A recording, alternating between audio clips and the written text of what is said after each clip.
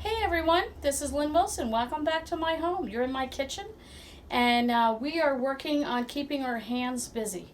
At least I am. I'm off today, and I didn't have to work today. Didn't really have anything on the schedule because everything's canceled. My son had a homeschool class today at the library, and they canceled that. And life right now in the entire world is sort of, no one wants to breathe. Nobody wants to do anything. Everyone's confused. Everyone doesn't know which ends up. And, I'm claiming that verse that God has not given us the spirit of fear. And I know my hope lies in Him. My daily needs are provided by Him. And in the craziness of all this, it's a good time to keep your hands busy and to do things that I maybe couldn't get to. So I was able to go to Dalls yesterday. I don't know if you've ever heard of it. It's like an Aldi's. It's a competitor of them. We have a new one in our area, and they had grapes for 79 cents a pound. So I picked up, they're dripping a little bit, but you can see my delicious looking grapes here. So I picked up a huge bunch, and I did it once before when I made my cranberry chutney. I made homemade raisins.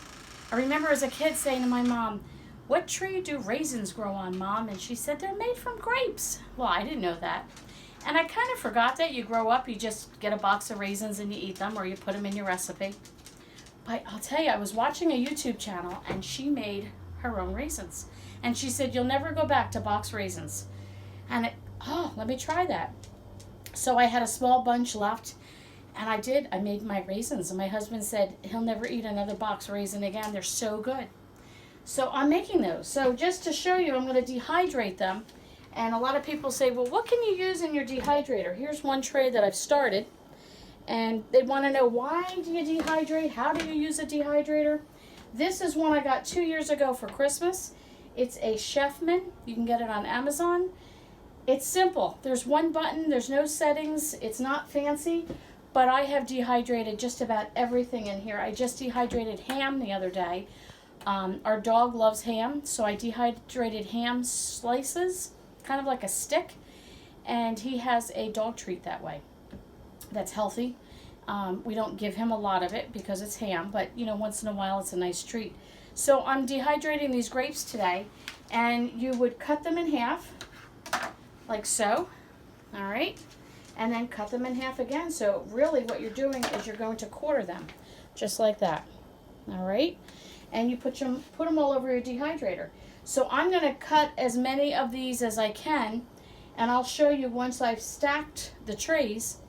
And then what we'll do is we'll leave that overnight into tomorrow, and I'll dehydrate them, and then I'll bring you back to see what the raisins look like, and we'll even have a taste test and see what we think.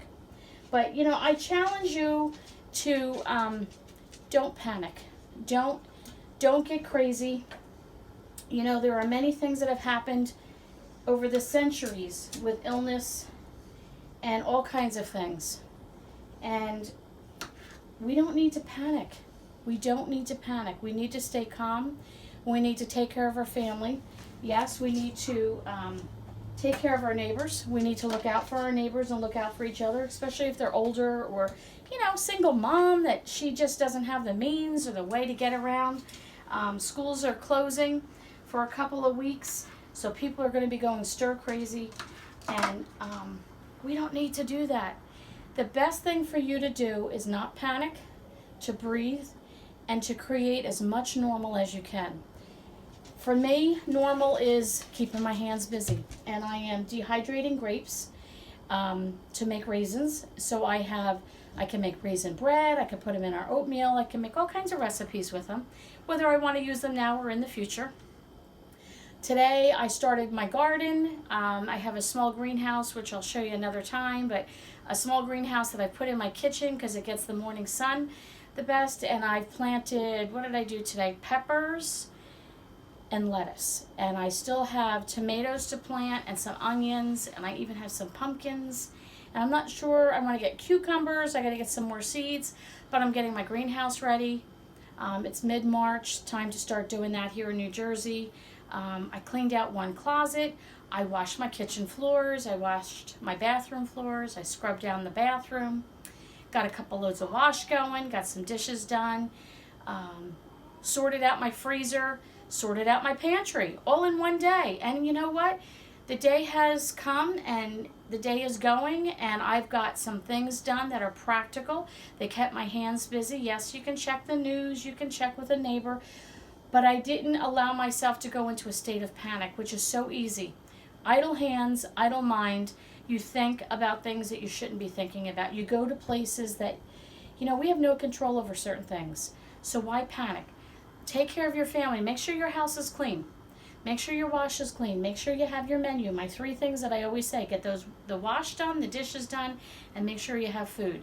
Have your grab and go bag ready. I'll link that below if you haven't seen my video on that. Have that ready in case you do need to hustle out somewhere for some reason. Take this time. If you have extra time in your hands, all those projects that you keep putting off, clean out a pantry, write a note to somebody, give somebody a text or a phone call, plant a garden, go out and rake your leaves. Do things that are practical, that help you stay mentally normal, and just don't panic. And you know what? If you can pick up some grapes and you can sit here and you can keep your hands busy by cutting these grapes, you don't need a dehydrator. If you say, I don't have one, I don't have the money to get one, don't worry about it. You have a cookie sheet, you have some kind of a pie dish, you can cut them up and you can put them on the lowest setting in your oven. Whatever that is, every oven is different. But put that on your lowest setting in the oven and leave the door open just maybe half an inch. And even if you have to wedge like a wood popsicle stick or something in there just to give it some air to breathe, and leave that on for about 8 to 10 hours. Kippy, that's our dog Kippy. But you can do that in your oven and just leave it on 8 to 10 hours and leave the door open a little bit. And you could do the same thing that I'm doing with dehydrating grapes. You can dehydrate anything. If you have some spinach in your refrigerator or carrots or whatever you have, and you want to, I'm not going to use them this week, and you don't want them to go to waste, dehydrate them. We're going to do some more videos on dehydrating.